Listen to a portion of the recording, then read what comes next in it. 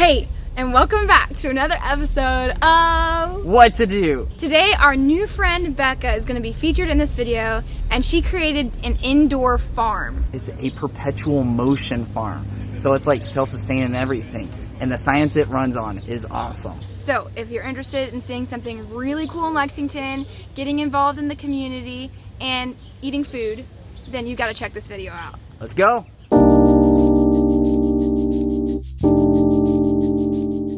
This is a little mini-scaled version of this farm, and it illustrates how it works. But I'll let Becca explain it in the most simple form possible. A 5-year-old can pretty intuitively understand fish poop feeds plants, plants clean water for fish. So, pardon the mess.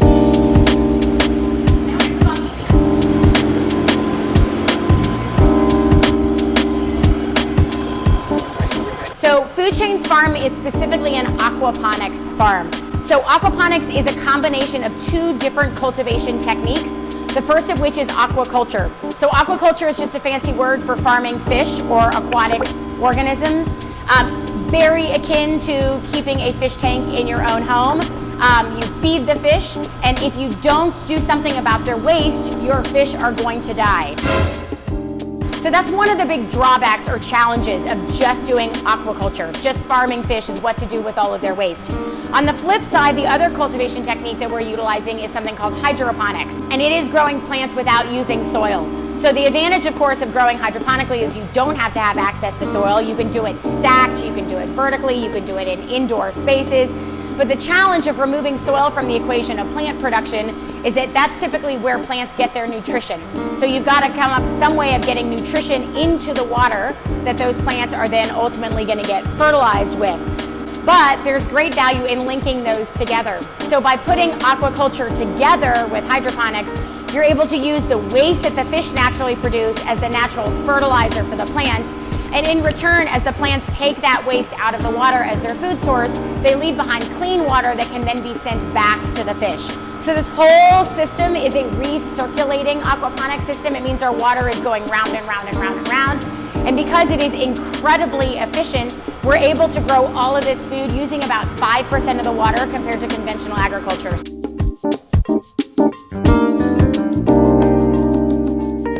So in terms of specifics, in our farm, we use gravity as much as possible. So the highest point in our system is our fish tanks. Oh, cool. Oh, I see what you mean. All of the fish that we cultivate here at Food Chain are tilapia. Isn't this the cutest thing ever? Tilapia is kind of the gold standard of aquaponics for a number of different reasons. First and foremost, it's palatable. People like to eat tilapia. It's kind of the most generic in terms of not a particularly fishy tasting fish. It grows really well. It's a very hardy fish. Not all fish can survive in the pH fluctuation that happens in an aquaponic system, and tilapia does really well on that. And they grow very quickly. They're voracious eaters, which means that they're voracious poopers, which works great for an aquaponic system. But we do harvest our fish as well as all of our plants. And this is a really good point in time to mention what is on the other side of our wall here in the farm, which is actually a restaurant called Smithtown Seafood. So when we harvest product that we're selling to them, it literally travels feet between our plant beds or our fish tanks right on into their kitchen. In comparison, in the United States, it's about 4,000 miles on average where our food is grown to where it's consumed. One of the first things we do is try to filter out as much solid waste as possible. We put that solid waste into those 2 IBC big square containers back there, and we let it decompose naturally, right? So essentially, where it's like our composting system over there, and after a certain duration of time, we can decant off that nutrition that's decomposed and put it right back into the system. So it's a little bit abbreviated to say fish poop is plant food. It's actually a couple of processes that need to happen in between there. And the good news is that nature does that automatically because it relies on bacteria. So here at Food Chain, we use a rather unconventional bacteria breeding ground. These are dish scrubbies. They came from the dollar store. We probably have the largest collection of them in the state.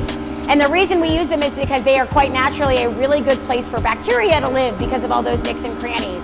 So in these sponges, there are living billions and billions of these bacteria, and these bacteria are really what's converting the fish waste into plant food. So basically, the fish poop is ammonium. It travels to those bacteria-infested waters, which acts like a factory for turning that ammonium into first nitrite and then nitrate, which is plant food.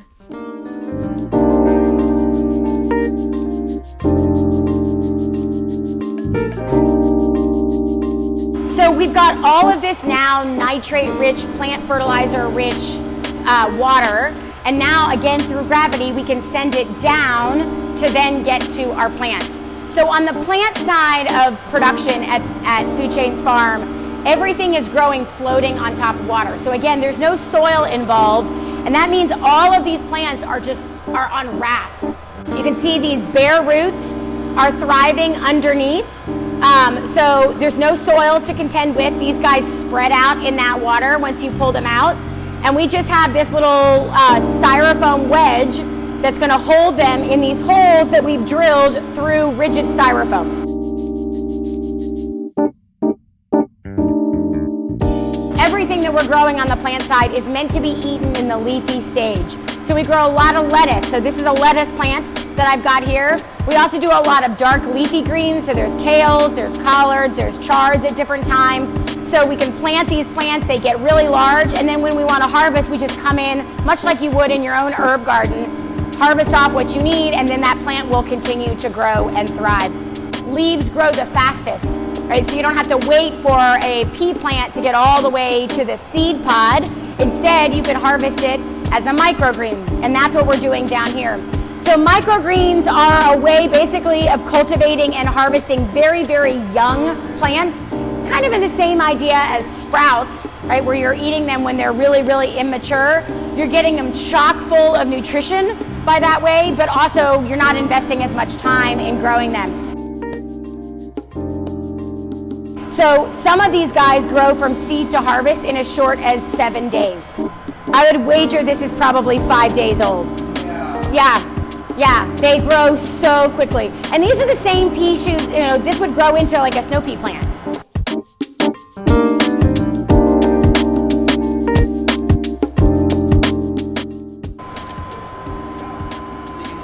You eat it. Yeah, the whole thing. And it'll taste like a pea, right? Yeah. Sweet. Yeah, like a pea pod. I like that. Yeah. The advantage of micros is that you're getting that flavor profile, you're getting that nutrition, but you're only waiting 7 days. That water is essentially cleaned, right? It's been under 2 beds full of roots that have been taking out that nitrate. And then in the lowest point of that system, connected to this pipe here, is the one and only pump that our farm uses. And then it takes that water from the lowest point, it pumps it up to the ceiling, back over to the center, and then it divides 6 ways. So each of our fish tanks has a spigot of water going in, and that rate that it's going in is the same rate that it's going out at the bottom. So we've got 7,000 gallons of water in our system, but it's constantly cycling through round and round. It's that time of week again where I ask if you liked this video. We have a bunch more coming, so click that subscribe button and that bell notification for more to come. Also, hitting that like button would be so helpful for us. If you're interested in this place, next week we'll be releasing a video on more of the cool science experiments they're conducting on this farm, like the one you see here that involves saltwater shrimp.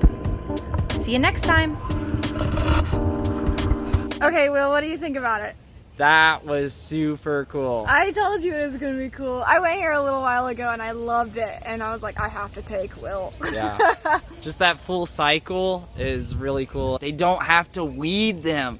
I haven't had to do a whole lot of weeding, but boy, do I hate weeding. And then it connects right to a restaurant. That was kind of funny. She's like, as you can see, the food travels about 50 feet. And it's like, that's a lot shorter than a regular place. I enjoyed it. I thought it was super fun, and let me tell you, it's probably different watching a video than it is actually going, so I highly suggest you go on a tour here It's really educational, it's exhilarating, and then you have a place to eat afterwards to try all that tilapia. Sounds like a good educational date night. Oh yeah, that'd be super afternoon. fun. If you're a smart person, you want to learn more, come to this. Yeah. You should watch our video about Food Chain Lex. You know Andy is.